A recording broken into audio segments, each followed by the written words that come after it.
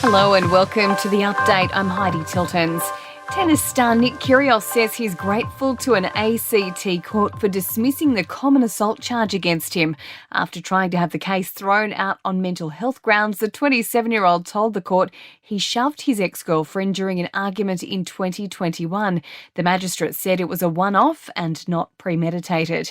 Charges against former New South Wales Deputy Premier John Barilaro over a scuffle with a cameraman on Sydney's northern beaches have been dismissed on mental health grounds.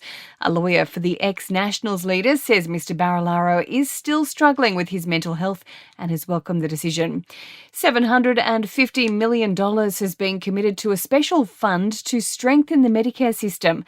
The money will be used to help find solutions to reverse the decline in the number of bulk billing GPs. Federal Health Minister Mark Butler says it will take some time to fix the system. Now, this report and the recommendations contained in it will guide the deliberations of government between now and budget to frame particular investments needed to deliver our commitment to rebuild general practice and more broadly strengthen Medicare. National Cabinet has also been looking at a push to allow pharmacists to prescribe some medications to ease pressure on doctors and emergency departments. The TGA has given the green light for authorised psychiatrists to prescribe psychedelic drugs. It's after studies showed certain doses of psilocybin and MDMA can effectively treat depression, anxiety and PTSD.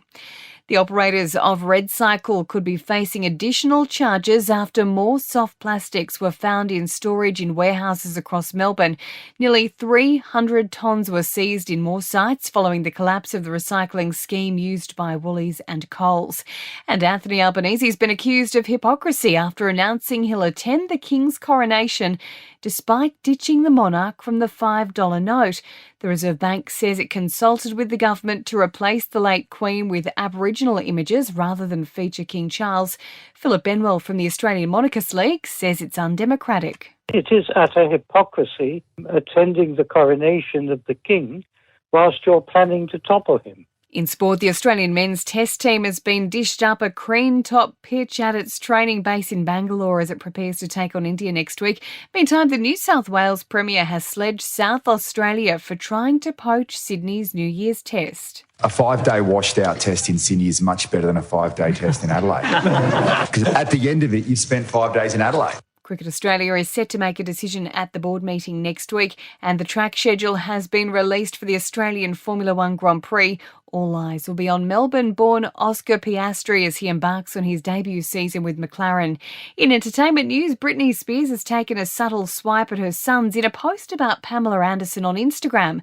The singer praised Anderson's boys Brandon and Dylan for defending their mum ahead of a new Netflix documentary about her, seemingly a dig at her own kids Sean and Jaden, who have opted not to see her in recent months. It seems Austin Butler is finally saying goodbye to his Elvis Presley accent. According to his co-star in the upcoming June 2, the actor has dropped the vocal mannerisms, at least for now. And Matthew McConaughey has revealed he only took on the lead role in How to Lose a Guy in 10 Days because a fortune teller told him to. The star has opened up about how he almost didn't go ahead with the film but bumped into a fortune teller on the street who told him if he didn't take it on, it would be one of the biggest regrets of his life.